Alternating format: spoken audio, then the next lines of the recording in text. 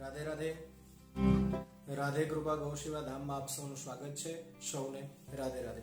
હું ને તમે જે સુખ સમજીએ છીએ, શું એ સાચું સુખ છે? આપનો જવાબ હશે કે ના, સંસારમાં ક્યાંયથી મળતું નથી અને મળતું પણ નથી.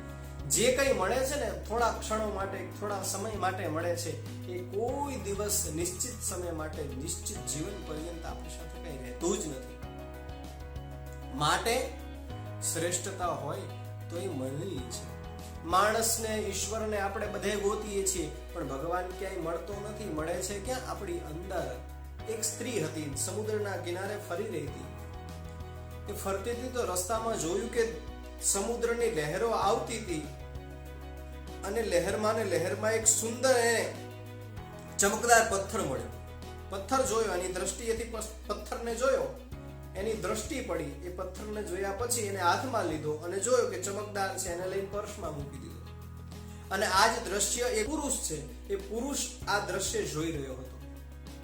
એ પુરુષે જે દ્રશ્ય જોયું ને ત્યારબાદ એ સ્ત્રીની પાછળ પાછળ જવા લાગ્યો.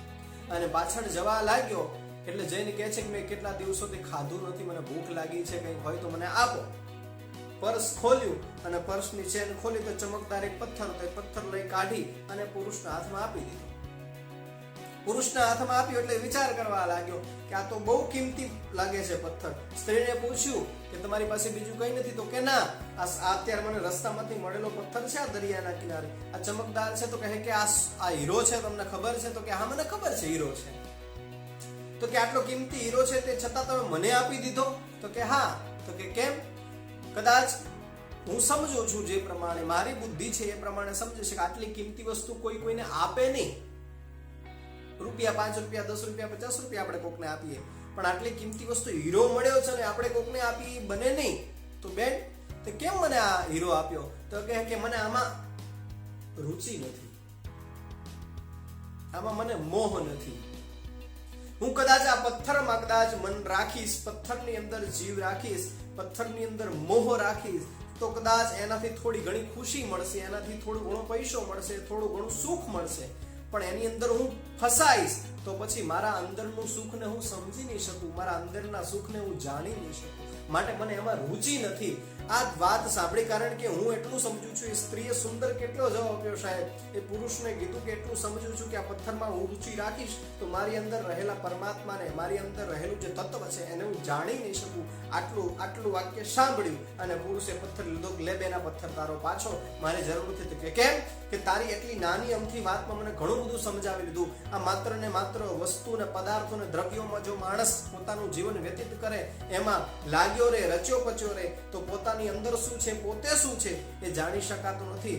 અને આજથી હું મારા જીવને હંમેશા પરમાત્મા તરફ ગતિ કરાવીશ. હું પોતાને જાણવાનો પ્રયત્ન કરીશ.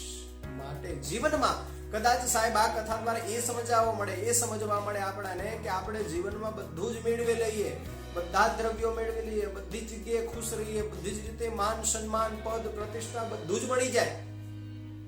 પણ શું આપણે વિચાર્યું છે કે એ જે મળ્યું છે એ કેટલા સમય માટે છે? અને મળ્યું છે તો કોને મળ્યું છે? આ શરીરને મળ્યું છે, આ વ્યક્તિત્વને મળ્યું છે. આ વ્યક્તિત્વની અંદર શું છે એ આપણે જાણવાનો પ્રયાસ કર્યો છે? ક્યારેય નથી કર્યો સાહેબ.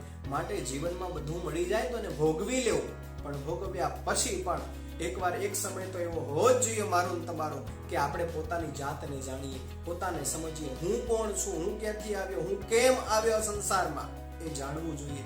માટે આ કથા દ્વારા તમને કેવી લાગી આ કથા આપણે કેવી લાગી આપ મને જરૂરથી જણાવજો. મારી ચેનલને લાઈક કરજો, કોમેન્ટ કરજો, સબસ્ક્રાઇબ કરજો. કદાચ તમને કોઈ સારી કથા સાંભળવાનો વિચાર આવે તો કોમેન્ટમાં મને જરૂરથી જણાવજો. અને રાધે કૃપા ગૌશેવા ધામ આ ચેનલને સબસ્ક્રાઇબ કરજો. સૌને રાધે રાધે.